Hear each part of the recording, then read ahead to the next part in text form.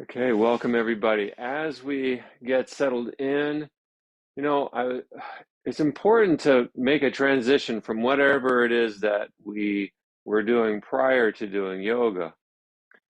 And so that's part of the reason why I think it's helpful to uh, start with a short talk about yoga as far as the philosophical aspects go. So this is one of the reasons I like to offer a little, like a short, what I'd call a Dharma talk on yoga philosophy or yoga spirituality. And thus far, over the past few weeks, we've been looking at the Yoga Sutras about what it means to practice yoga. And of course, we all know that yoga is much bigger than simply doing asanas, but it's a way of seeing life.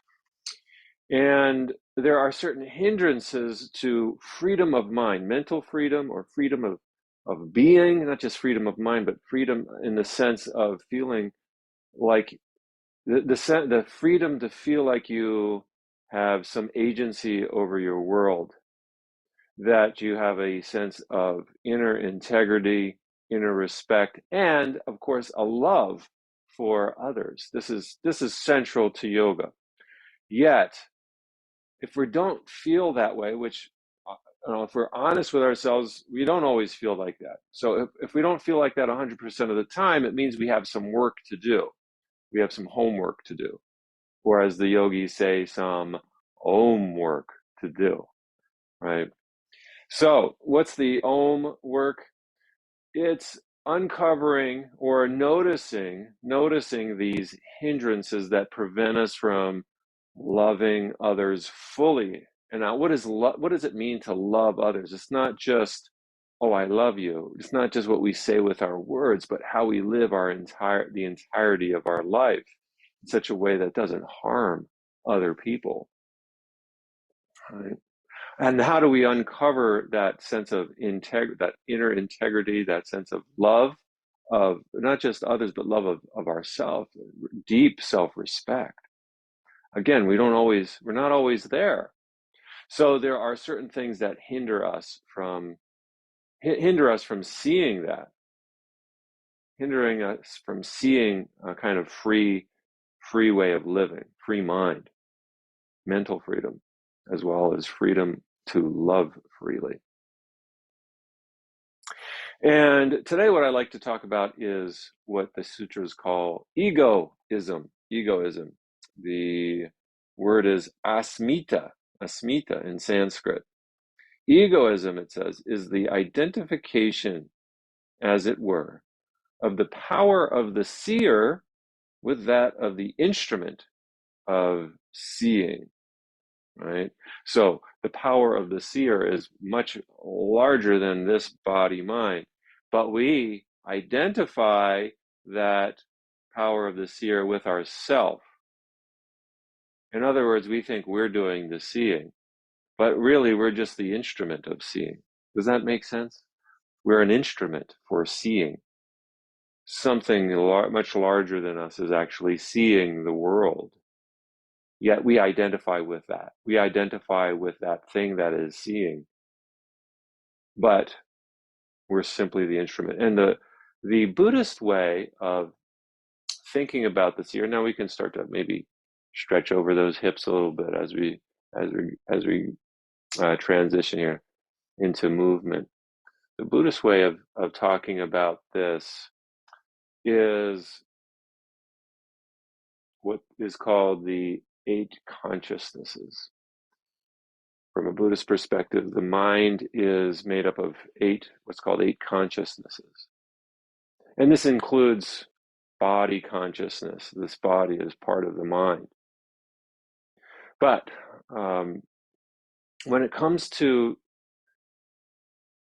this element called ego, Buddhism has a lot to say about egoism. It's not just like, egoism is not in the sense of, like we usually think, like that person over there is egotistical.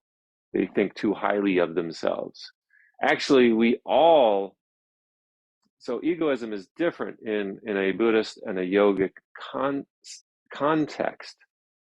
Egoism is referring to that identification with the self, the big self. We think that this small self is the big self. Or another way to say it, another way to think about it, is that this small self we identify as ourself. It's another way to say it. And in Buddhism, there's a name for that particular, it's an aspect of consciousness called, it's kind of a funny name, it's called the lover. It's called the lover because there's some aspect of ourself that falls in love with our own and identifies with this body mind. It says, this is me, right? And our whole society reinforces this false belief that this body and mind is me. So Buddhism, like yoga, says the body and the mind are not self. So but as long as we identify with body and mind as self, that is what is defined as egoism, and it is a hindrance to freedom. It's a hindrance to freedom to see that this body mind is when we think in that way. Now, this is very tricky because we have to live in a world where we identify ourself as ourself, right? That's what we do. We write our name, we say, this is me. And we keep this name usually from our birth to our death, and we get a birth certificate when we were born, we get a death certificate identifying ourselves. This is who this was. Very, very tricky, very tricky. So yoga is pointing us in a different direction, saying this is not self. This again, this is a habit pattern that is very difficult to undo. No matter how saintly we happen to be or selfless we happen to be, we tend to over-identify with this self, this body-mind complex. Not even over-identify. We identify that is ourself, right? Now, what could change? What could happen if we started to disidentify with the self? What could happen? How might that look for in our life? Well, it could take many different directions. It can go in many different directions. But maybe for starters, we don't take ourselves as seriously as we usually do. All of the stresses and the real obligations that we have, the real responsibilities, they don't go away, but maybe they loosen their grip on us. We don't have to take ourselves so as seriously as we have been. I can't say that I am an expert at this. I get caught in this just as much, and that's why I'm talking about it, because I need to learn. I need to learn how to deal with this egoism, what the sutra calls egoism. Right? This is not me. Already, even just thinking about that, I feel a sense of freedom as I'm moving here. This is this is the instrument that sees. The seer is not me. Something worth thinking about. This is the body that feels, but I am not this body. Whose body is this then? Who does this body belong to? Does it have an owner? You can see how this might affect our perception of illness and death, right? Not identifying with this body. And yet at the same time, we have to take care of it. We have to love it. We have to be kind to it, right? All right, so I'm just making some circles around here. And you might reflect as we move through this class, like, whose body is this? Who's doing the seeing? This body is simply the instrument which sees, the instrument that moves, but who's the mover? Who's the seer? Who's the hearer? And yoga tells us it's not this self. That's an interesting point to me. It's an interesting point to reflect upon. Like, who is this self? Who is this that sees? Who's doing the seeing? Right? Otherwise we kind of get caught in an idea of a self. We get caught in the idea of a self. All right, so we're just circling around here.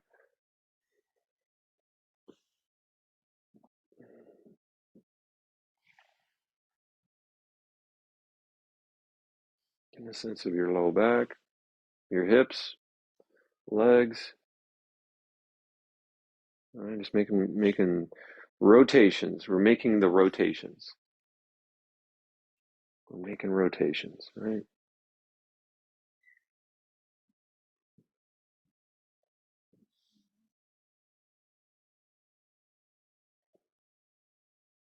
All right.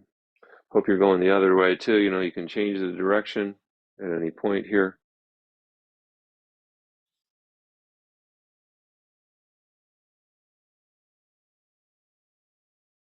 All right. Let's do some seated cat-cows. So holding the knees and holding onto the knees and pressing the upper back towards whatever is behind you. And then pulling on the knees to lift up, lift the chin, press the sternum forward. Right, pushing on the knees to around the back. Right, just kind of keep moving here. Right, moving the back forward and backward.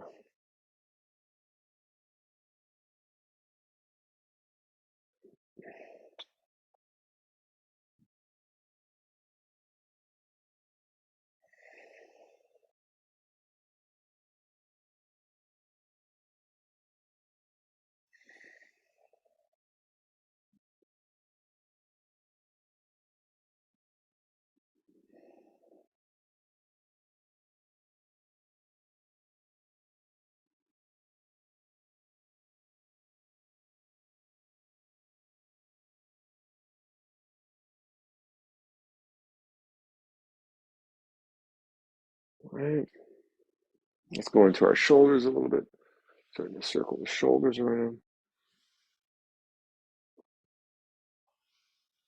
Yeah, when we have pains and aches in the body, we can employ the philosophical dimension of yoga. When we can no longer do the physical yoga as we get older and older, you know, some people can do yoga till the very last day of their life, as far as the physical part.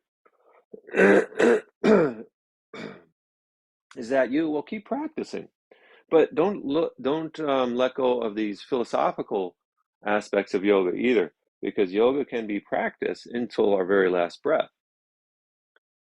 Right? So this idea of letting go of the identification with the self, what the sutras call egoism, that is something that we can practice anytime, as long as we have, you know, and I say it's a practice because I don't know about you, but I'm not there yet 100%. I'm there maybe, I feel like I'm there maybe 15%. Right?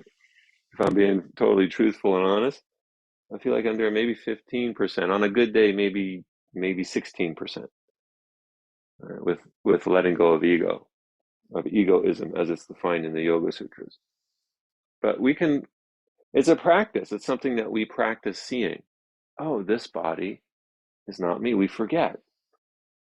Oh, this body isn't me. This isn't my body. This doesn't belong to me. I don't own it. Right? You can circle the opposite way. Otherwise, we're slaves. You know, you buy a. That's what slavery is. We buy people thinking you can buy somebody. That is not. That reflects a mind that thinks you can put a price tag on everything, including ourself. Even if you're not a slave, when we have this idea that everything can be bought, of course, that's going to affect how we perceive the world and how we perceive ourselves. And we just can't put a price tag on ourselves. Can't put a price tag on life. And yet that's what we do. Oh, this is who I am. And we identify ourselves. define ourselves, we limit ourselves whenever we do that. Whenever we say, this is what I like and this is what I don't like, we limit ourselves from seeing a wider world. So I want to encourage you to put yourself into uncomfortable situations. Not an easy thing to do. Put yourself into, meet people that you don't know, talk with people that you disagree with. This is yoga practice, right? Having those difficult conversations with people that you don't agree with, seeing if you can not react, or seeing if you can find some semblance of unity with that person that you don't like, right? That's yoga practice.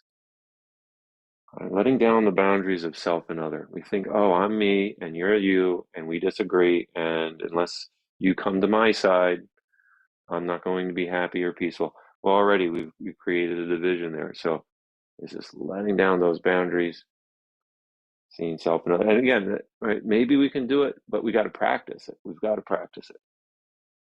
We start with the body, breaking down the barrier between mind and body. That's the first barrier that we got to break down, that the mind and the body are not separate. All right, let's move into the head, into the neck, stretching the neck, right? Chin to the left shoulder, chin to the right shoulder. Check out your posture as you do this, extending the spine up. Bring the chin down and then up. Make a U shape with your chin. Make a circle shape with your chin.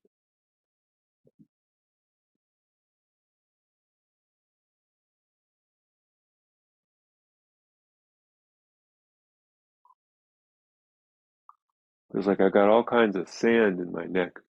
You ever feel that way when you hear the neck is so close to the ears and you can hear all the stuff going on in the joints up there in the neck? Sounds like sand moving around in a joint.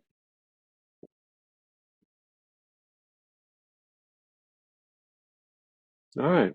Okay, so we're just gonna focusing on our back, from the low back to the upper back, including the neck. Let's move into the legs. Let's make our way to standing. Right here, this place here, we're bent forward a little bit and stretch the backs of the legs. It's a real easy stretch here. You don't have to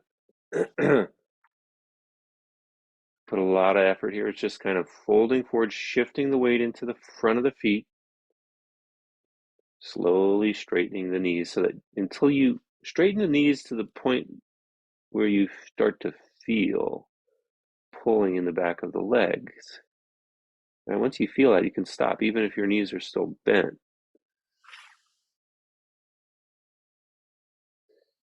This also, I find, helps to create some space in the vertebrae of the spine. I notice my vertebrae, there's like some, it feels like, I don't know if it's actually like physically happening, but it feels like there's a creation of space here in my back when I do this.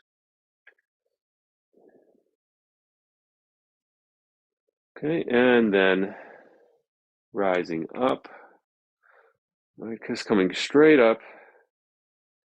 Let's start to see if you can maintain the back without pushing the hips forward.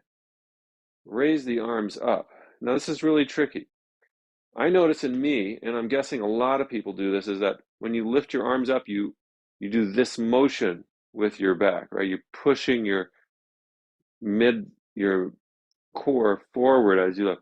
But see if you can keep your core still and lift up the arms. Notice any differences there, any shifts to lift up the arms, right? Lifting them up and hold. Let's just hold them up there for a moment.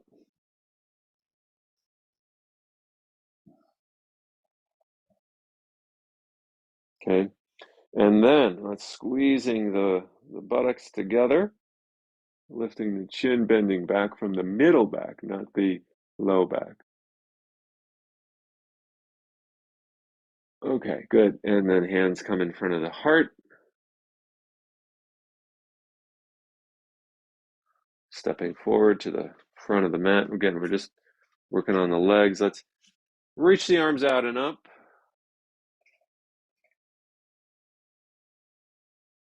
Little back bend here between the middle of the back. And then a forward fold. Right, stretching those legs out a little bit. Left foot back. There's a nice stretch to the hips here, to the, especially to the, another way of bringing some presence into the hips.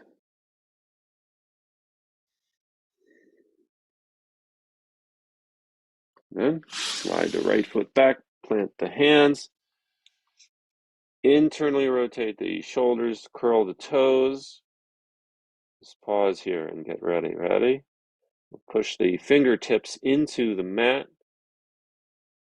Feel the base of the fingers there, touching the mat. Press the thumbs down into the mat. And then push into the hands as you lift the knees off the mat. All right, slowly, right here, internally rotating the thighs, slowly lowering the heels. You can feel that stretch in the calf muscles now. Some people like to walk their feet in place, and it's fine to do that, but you don't have to. You can get a stretch out of those calves just by coming into downward dog and straightening your knees a little bit, internally rotating your thighs.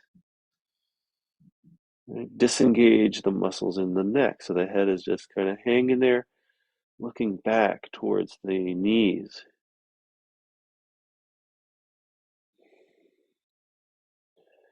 You can ask yourself the question, who is seeing? Right? We identify, we think that we confuse the seer with the instrument that sees.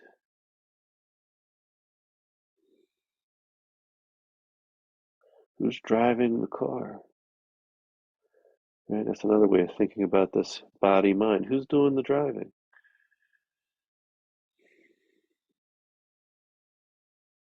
And this is where the spiritual dimension of yoga comes in. Who's doing the driving here? Yoga says that, well, if we're not doing the driving, who's doing the driving? Some might say God is doing the driving. That would be totally in alignment with yoga. If you say God is doing the driving, that's totally in alignment with yoga.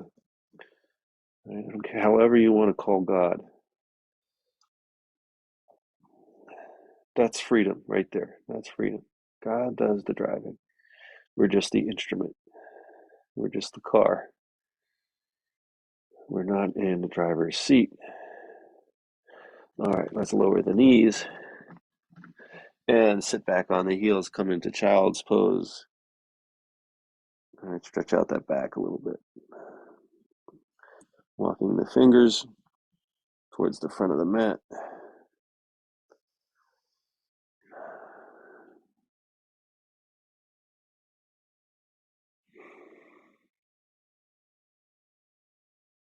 Breathe here, shoulders opening.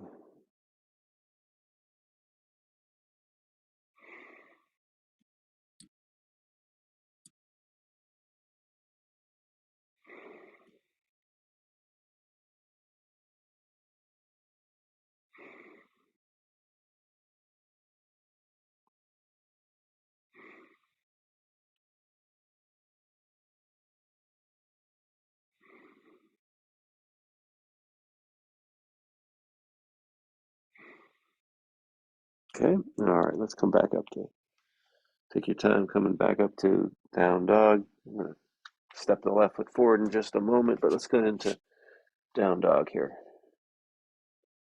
See if that child's pose helped out with down dog any, or maybe you just notice something change in the down dog, maybe. All right, let's step the left foot forward. Try the other side of the leg. See how that one's feeling tonight. Just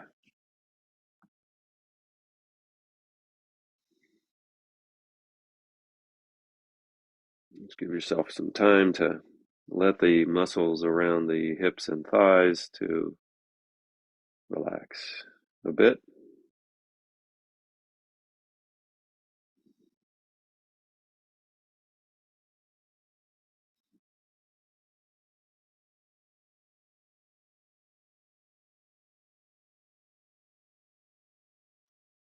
Okay, and then sliding the right foot forward or hopping it forward. Right. Now I'll get the backs of the legs.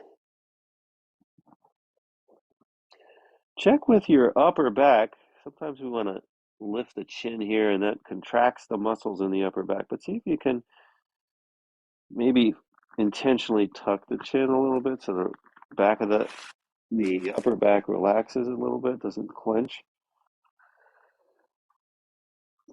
And we take some deep breaths in here. You might feel your back expand as you inhale.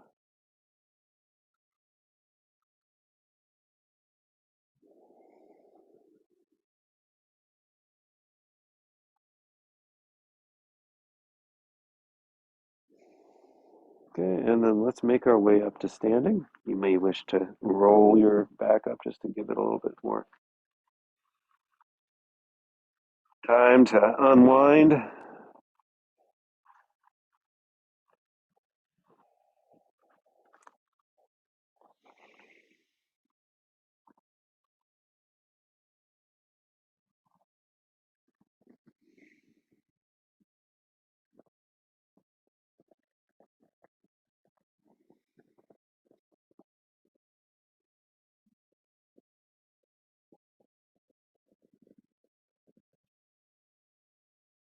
Okay.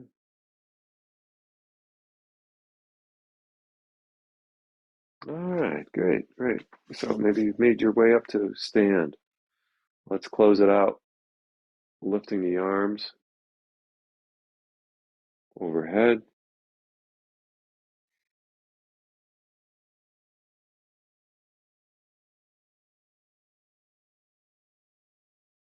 And drawing the hands in front of the heart.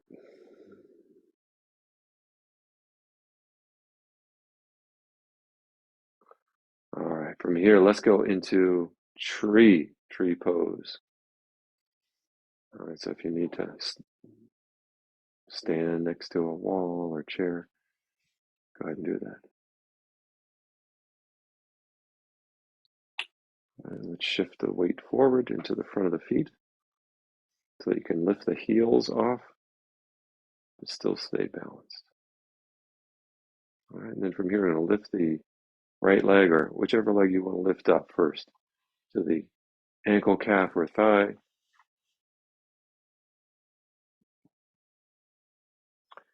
I don't find it helpful doing tree pose by looking at a screen is not helpful. So maybe switch your attention to what you hear rather than what you see on the screen, and look down. My suggestion is to look down. Right, take your eyes down. That in itself can ground you here, help to balance you. As you look down, also connecting with your breath.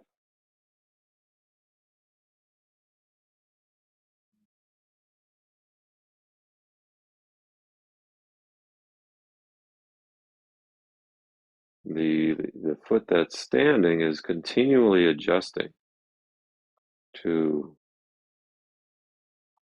maintain so that the body doesn't fall over. It's continually adjusting. Yes, I love balancing poses because that's like our whole life here. We're continually adjusting. And when we put ourselves into tree pose, we're really aligning ourselves with reality in a very straightforward way because there's no rest for the weary. The foot just has to continue to adjust.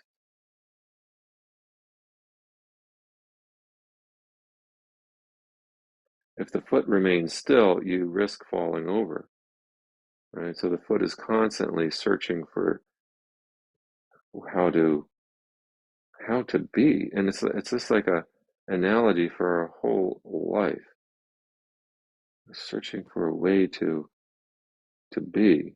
And there's not like, as soon as you find one spot, it might only, you might feel peace momentarily, and then something else shifts, something happens.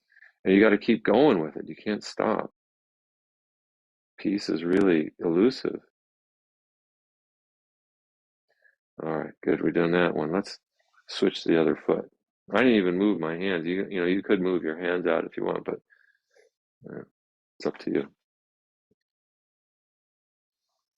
Again, focusing on that foot.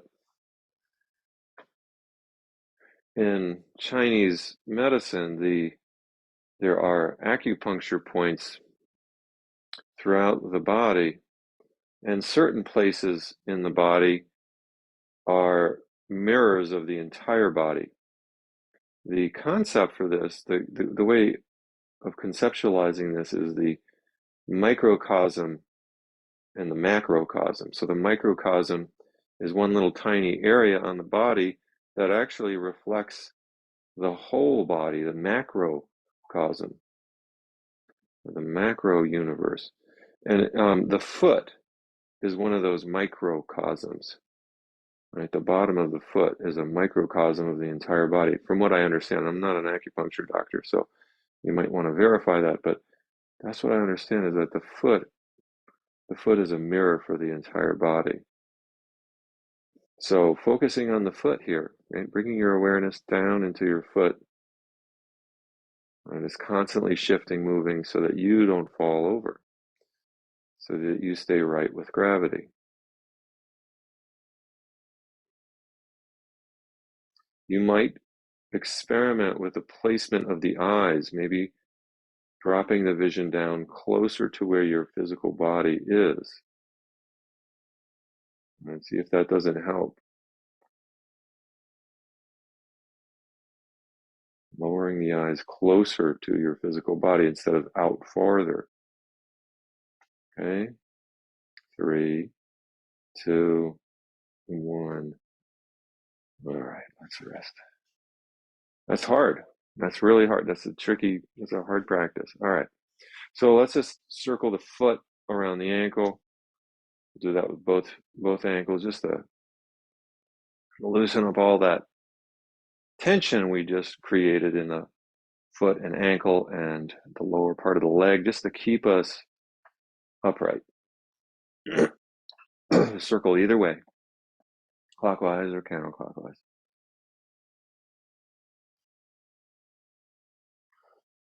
Both legs.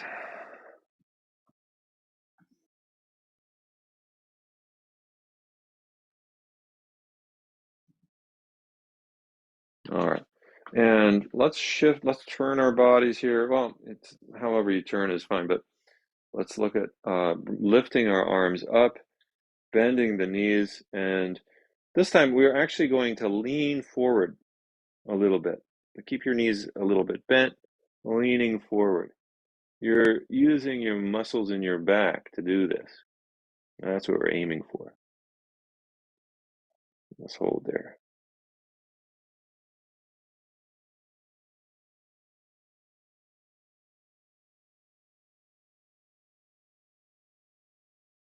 Okay, and then standing back up.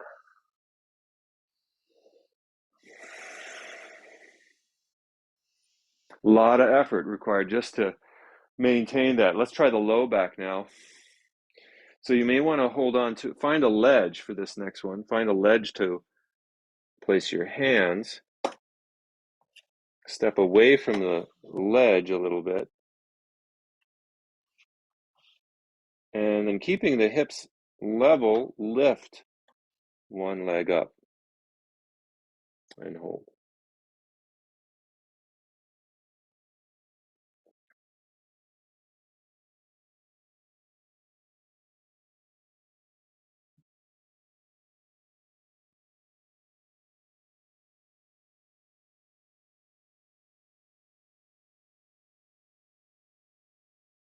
Okay, and lower that left leg, or whatever leg you raised, and lift the other one and hold.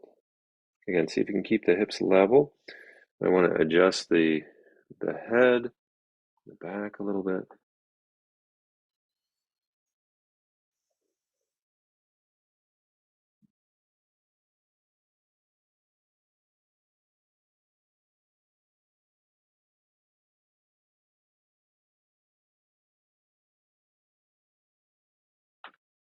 Okay, and then lowering that leg, come back up to standing. And now let's clasp the hands behind the back, squeeze the shoulder blades together, holding on to the hands, squeeze the shoulder blades together. Feel that pressing forward of the rib cage. Rib cage presses forward. Notice my chin is not lifted. That's an option as well if you want to lift the chin. That gives a nice stretch to the neck.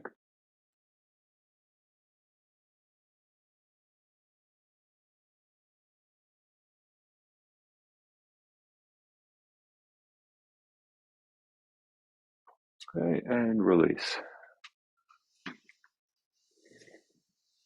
Step the right foot forward, left foot back. Now we're going to do some forward folds. Bring the hands to the core.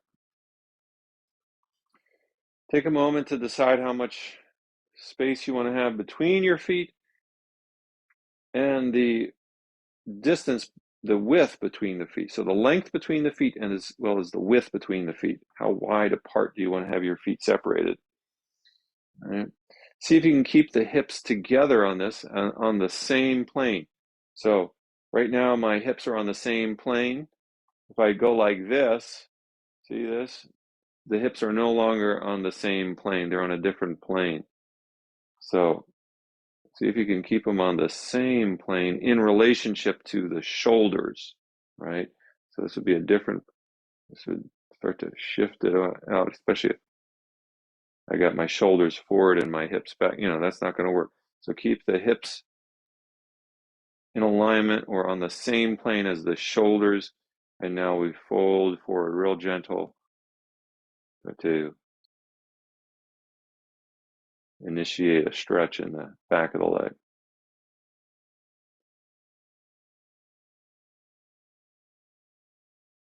Just a reminder to pause where you start to feel something, where you start to feel anything uncomfortable. That's a good place to pause and just hang out.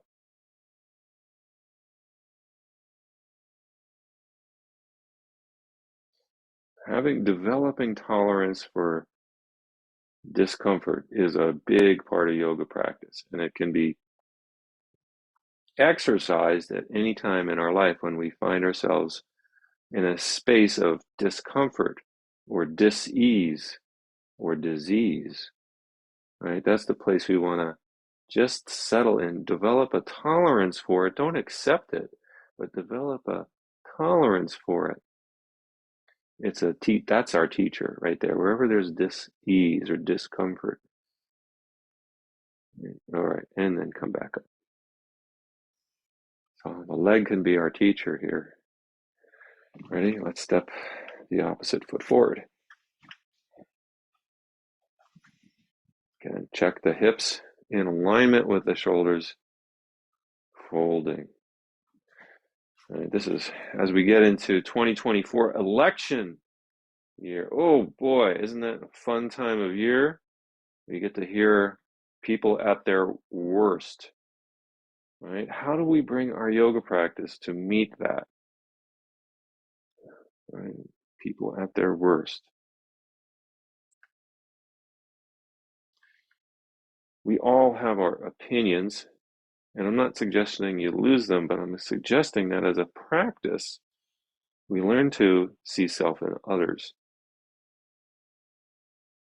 Even if you can find just a little inkling of something similar to somebody you don't agree with on a political level or ideological level, there's got to be something you can find. That's where the yoga practice is. Again, it's a practice. We do our best. Maybe we're successful 15% of the time if we're lucky. Well, we got to try, got to start somewhere. Right? And here's the discomfort, right? Here's the discomfort. Just going to stay with it a little bit longer. 3, 2, 1, and release. All right. And let's step the feet together. Now, see if you can feel some shift, some change here.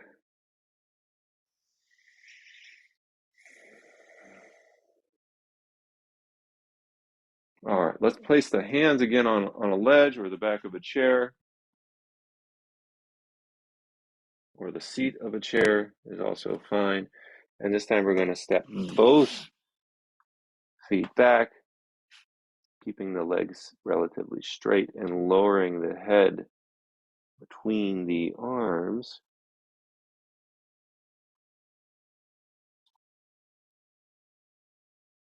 This is to stretch not only the shoulders and back, but also the backs of the legs.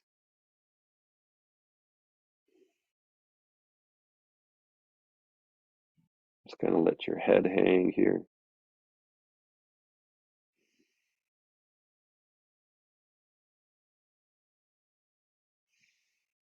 Take a few breaths, easy breaths.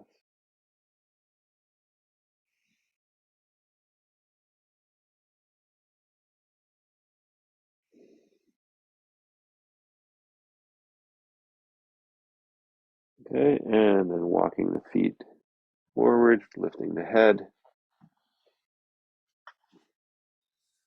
and standing. Try to keep the shoulders and hips on the same plane. Right? Sometimes we push our hips forward or something. Just keep them back, shoulders down.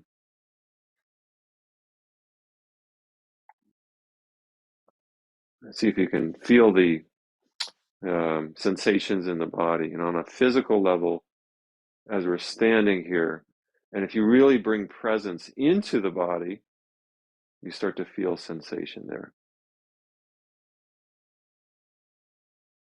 Might feel in the hands, the fingers, the face, the legs. Noticing your breathing.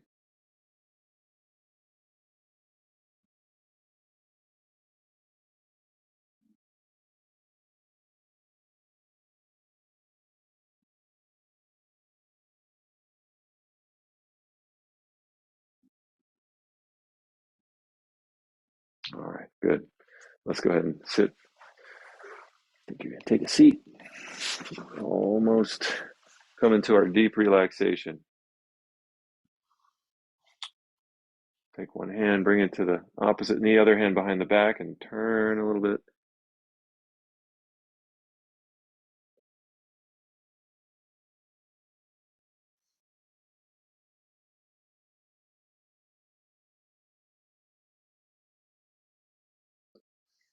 And turn the other direction.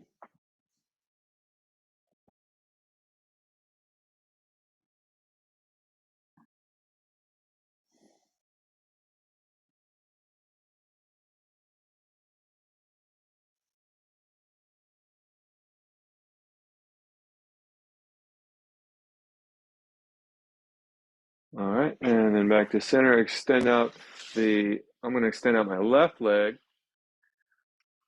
Step the right foot over. Wrap the left arm. Again, you might start already feeling a pull or in your buttock region here, and then turn.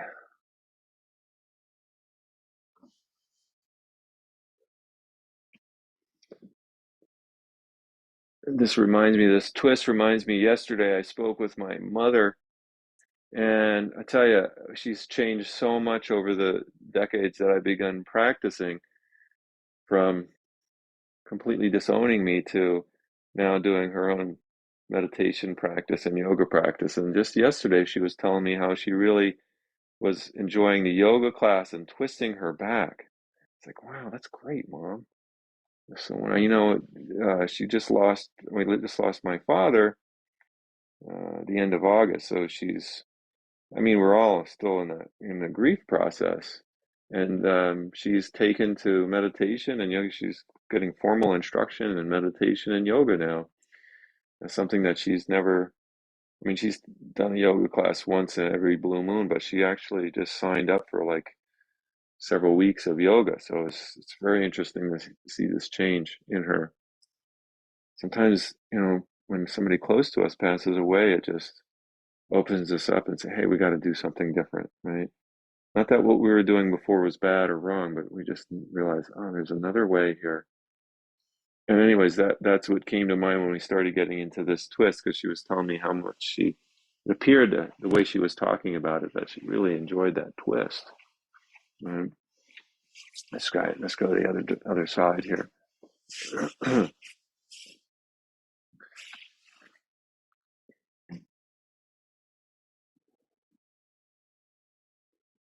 And another reason I bring that up is just to never give up on people. Never ever give up on people, whether they're, everyone is capable of changing. And it's not through force that people change. It's not through even persuasion. Sometimes persuasion does it, but people have to come to this stuff on their own. And we can support them with that, by maintaining our own practice, however that might look. And that will change as we age, as our body changes. What yoga looked like when we were 20 might be different when we're 80.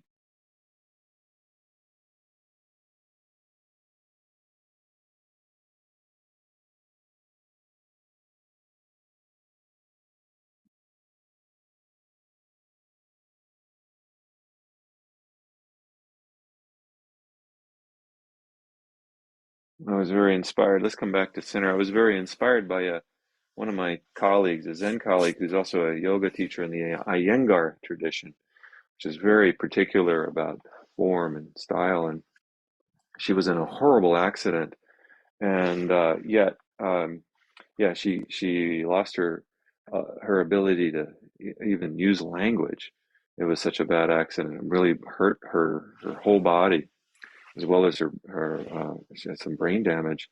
Yet she was able to use yoga to rehabilitate herself. And unless you knew she was in an accident, it took her like 5, 6 years or something like that, maybe longer, but you couldn't tell that she was in such an accident. She regained her language skills thanks to practicing yoga. And she's not young. She's I want to say in her late 60s, maybe early 70s now. Okay, let's take the hands behind the back for yoga mudra. All right, let's lower the head down.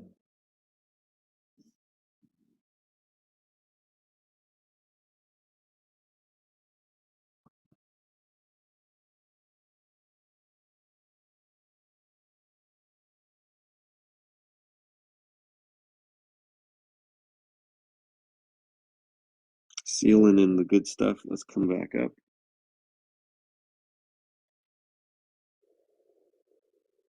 Okay, stretching out the legs. Come on into yoga nidra, deep relaxation. Find your way onto your back. Lay in such a way that you find some space in the back of the neck, shoulders.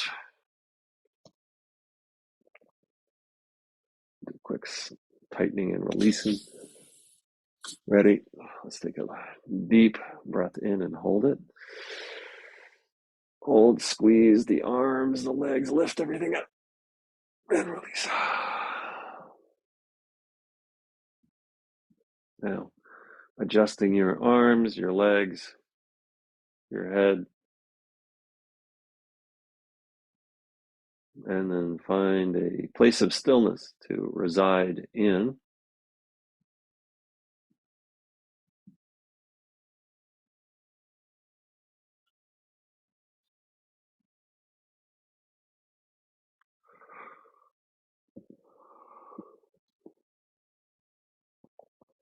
And let's just take a time to go ahead and scan through your own body. I generally start with the feet and then go up towards the head, but you can start with the head and go down too.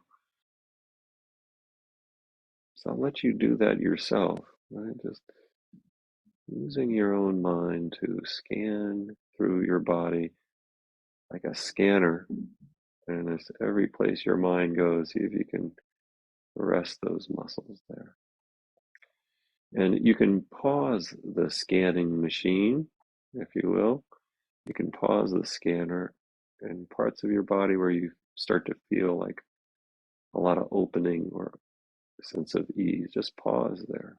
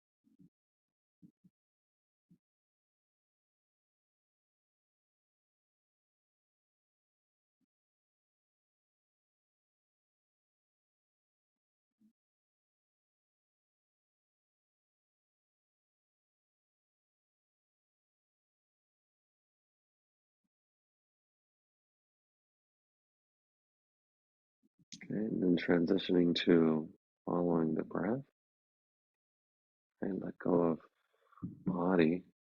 Let go of the, should say, let your primary attention go to the breath.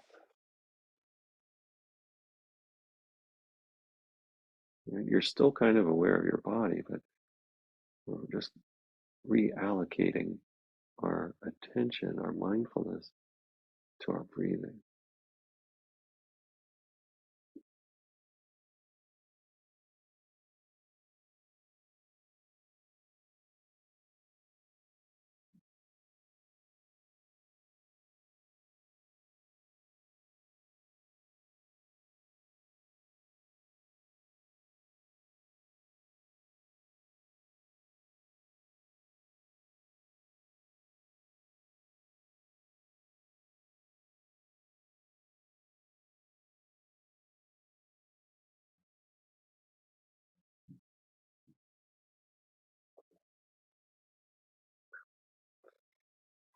And thoughts will naturally arise here and now. We want to, feelings will also naturally arise. And now we want to bring in what's called the witness function of the mind in yoga, the seer. This is what we were talking about at the beginning. We confuse the seer with the instrument of seeing. We're introducing now the seer, right? We're witnessing the thoughts. The seer doesn't have a bias one way or the other, it just watches.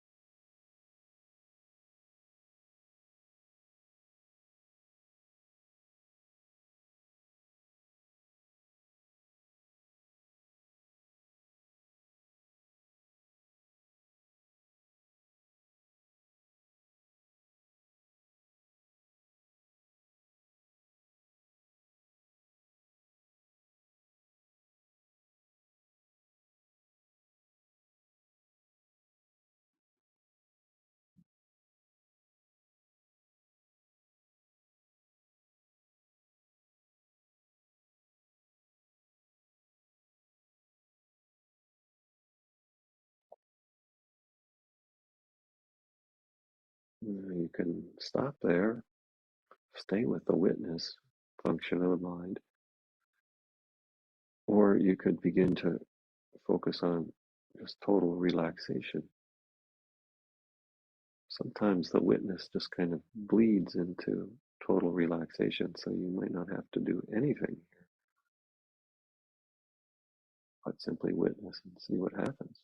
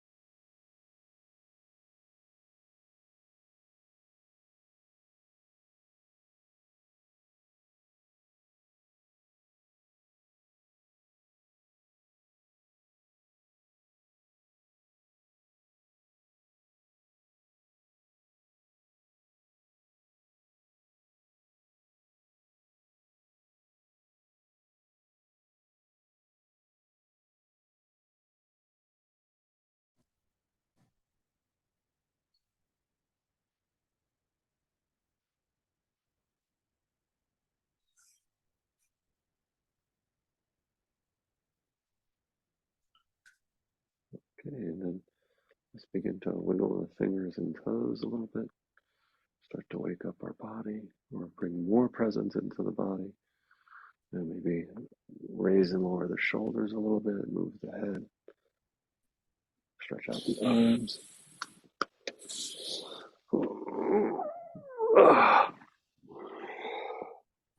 And find your way up to a seat when you're ready.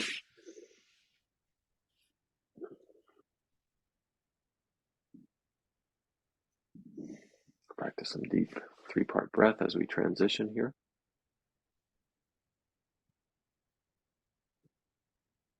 The 3-part breath is where you press the abdomen in as you exhale.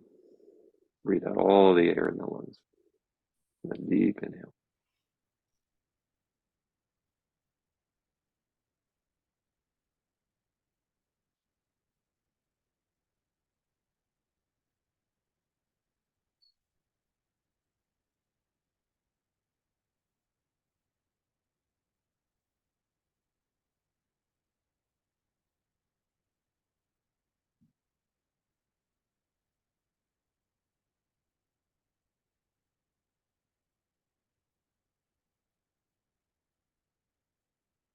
Okay, and then returning the breathing to normal. Maybe just doing nothing for this last 30 seconds of practice.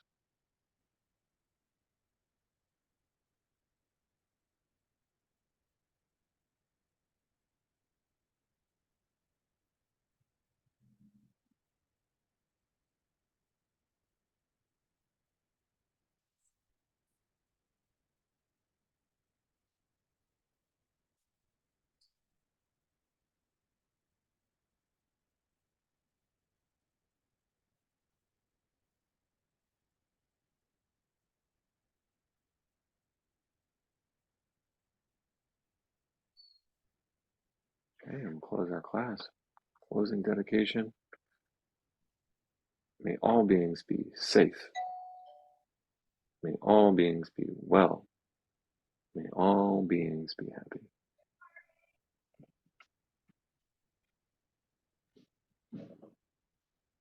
All right. That's it for today, folks. Thank you. Thank you.